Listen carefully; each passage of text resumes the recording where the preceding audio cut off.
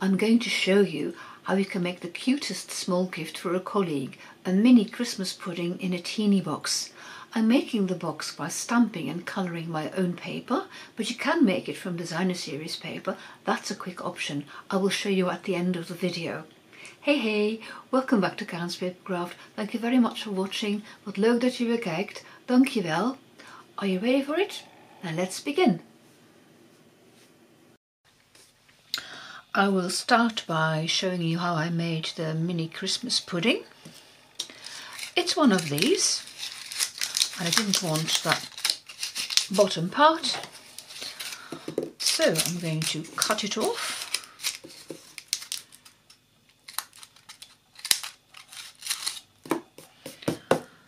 But I am putting the brand name on again at the bottom, and then it'll stand up like a Christmas pudding.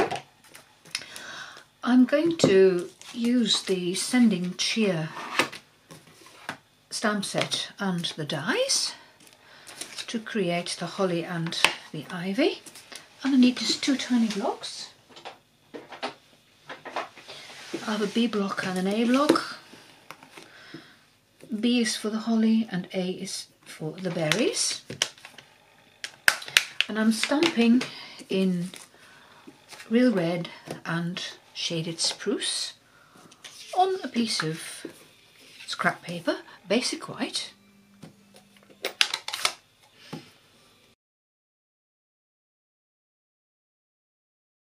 And if you stamp them not too close together, you can die cut them both in one go.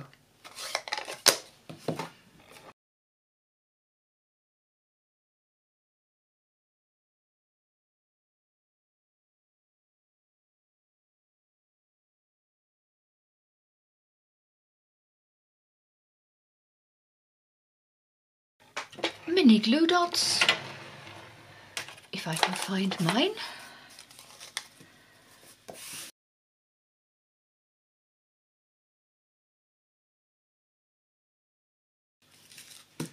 And you have a mini Christmas pudding.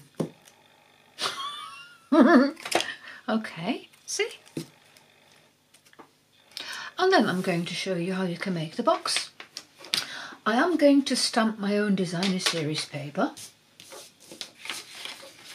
Some basic white, and here you can see what I stamped and coloured with blends. I think this is very beautiful. So I'll show you the dimensions of the box. A piece of basic white, which is let me just think, 5 3/4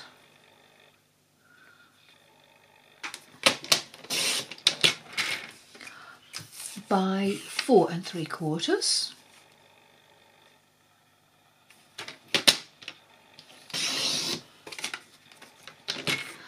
And then with the long side top, so the 5 3/4 side top, you're going to stamp. And I do recommend that you stamp before you score.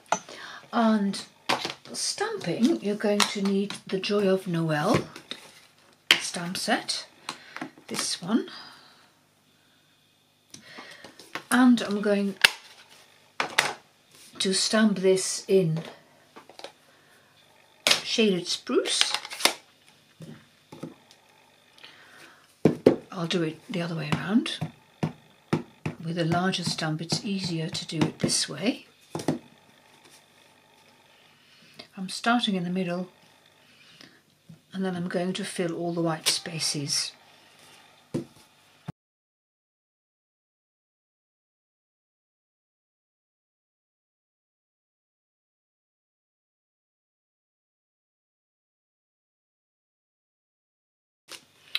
I'm going to use the blends to colour this, and you can actually use your blends and the ink.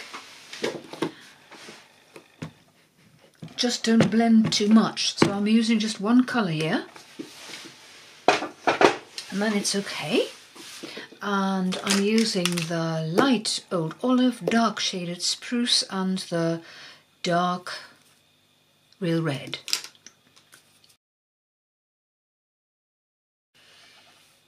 Through the magic of filming, I have already completed almost all of it because, well, I didn't want to have you watch too much.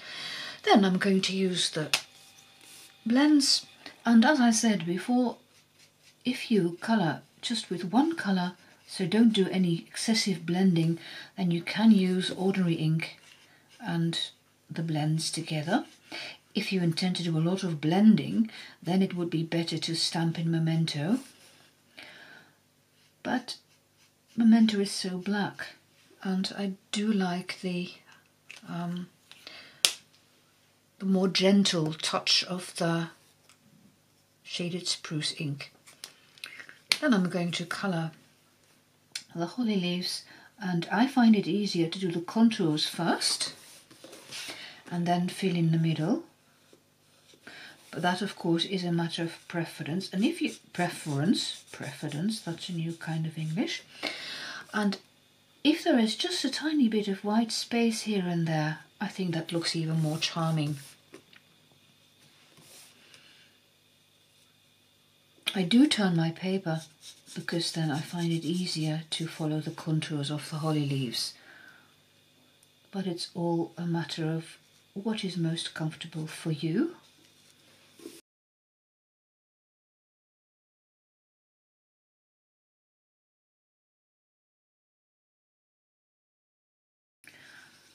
And the last couple of berries,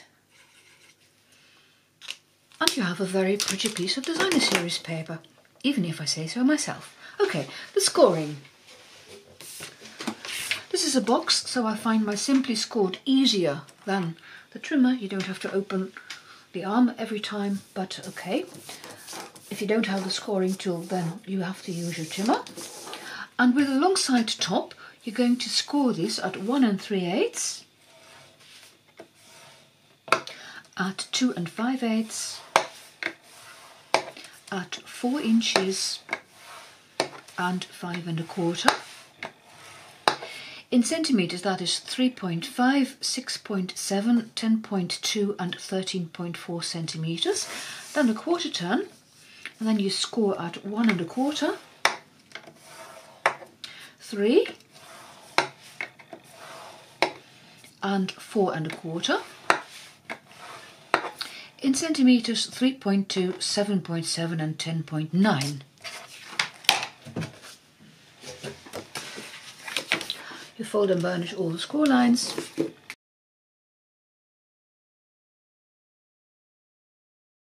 Then, with that narrow edge on the right, you're going to cut. I'll take my big scissors, I find them easier to cut with. And along the bottom, you'll cut up straight to that first score line. And at the top as well. But here you cut as far as the second score line.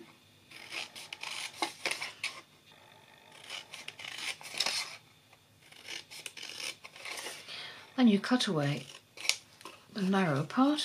It needs a deeper cut.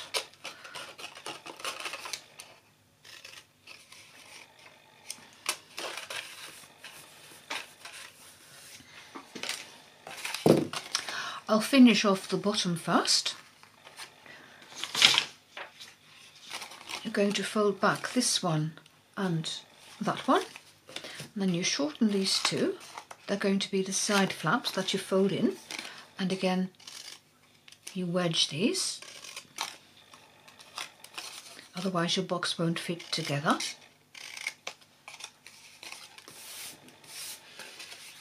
So this is what the bottom looks like, and now for the top, the same thing really. You fold back that one and that one, you shorten these two, and you wedge,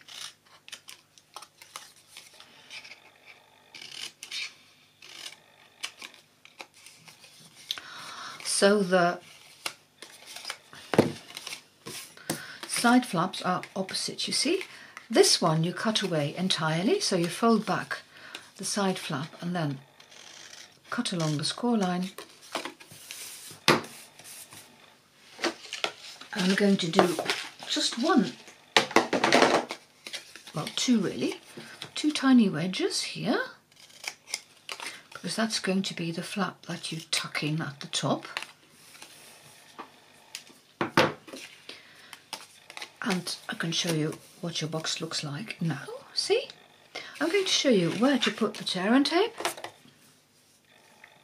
On the outside, so where you see the stamped images, you put some tear and tape along the glue flap. And this part, here along those two edges, because if you do it like this, you will get a very neatly finished bottom. So that is the outside of the box, and then for the inside, the flap that's in between the two others, that's going to be the front flap, and there you put some tear and tape somewhere near the middle and towards the end. I hope you can see this, the white on white paper.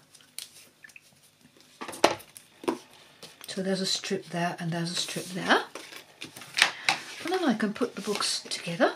Oh, before I do so, I want to make a tiny notch, which makes it easier to open the box. I have a very tiny punch. This is a 1/2-inch circle punch. And you punch this little notch. See? Okay, then you fold it like this, remove the backing paper, and put that edge over with bone folder. Make sure it attaches well. I'm going to need my piercing tool. Then first I will put back the top of the box, and you see it doesn't quite fit, so I can snip it just a bit more, but don't start out by cutting too much off, because then your box will pop open. And here too, just a tiny wedge more. You can always correct this later, and now it fits beautifully, you see? Okay, then the bottom, excuse me, this was the back flap with those two strips on that go this way, so you remove the backing.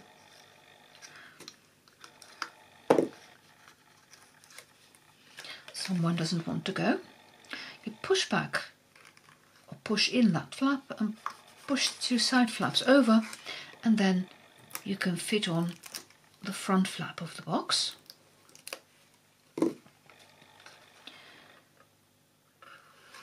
I'm using my fingers here on the right to make sure it's on straight, and then you see you can open the box and put in your Christmas pudding. I am going to add just a piece of ribbon, because I like that for the finishing touch, you see. And that is the Real Red ribbon. It is in a set with the burlap ribbon, but I'm just going to use the Real Red here. So I need a piece which is long enough to tie a bow. This will work, I suppose, something like this, yeah, roughly. Okay, I'm cutting it off. I'm putting the left over the right. I think I have ends which are rather long now, but that makes it easier for me to tie a bow. When filming, that's always a good idea. Then you pull up a loop with the right hand piece, and then you push the red over the right, pull it through, and then you can adjust the length of your ribbon.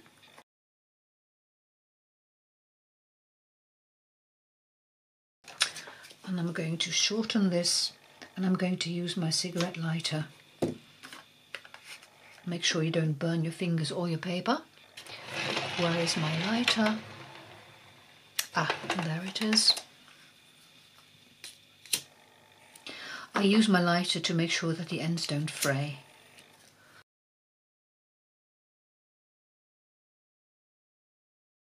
Okay, so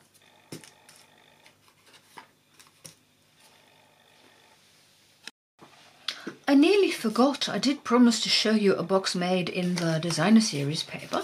I've used a scrap of Merry and Bright, that's what this is called. And you see, I've made it in exactly the same way. I'll just need to put a tiny wedge there and there. And it's fixed. I'll put it in the top first. See if this fits right away. And it does, you see. Also because this paper is just a bit thinner, but it is sturdy enough, believe me. Okay, so this is the back piece. Put that one in first. If you make it with designer series paper, it's really a quick project because, well, colouring and blending your own designer series paper, that takes some time. I find colouring therapeutic, so I don't mind really, but this makes for a quick project. Put the chocolate in.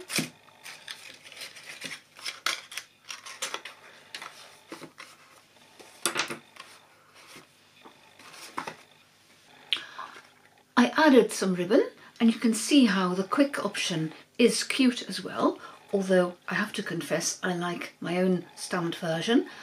I guess I need a lot of colour therapy. All the details for this project are on my blog, and the link is in the description box below. I've shown you how to make the box, I've shown you how to make the mini Christmas pudding. I don't think I have to show you how to eat it, do I? Dank je very much for watching. Dank je wel voor het kijken en see you next time. Bye bye, tot ziens!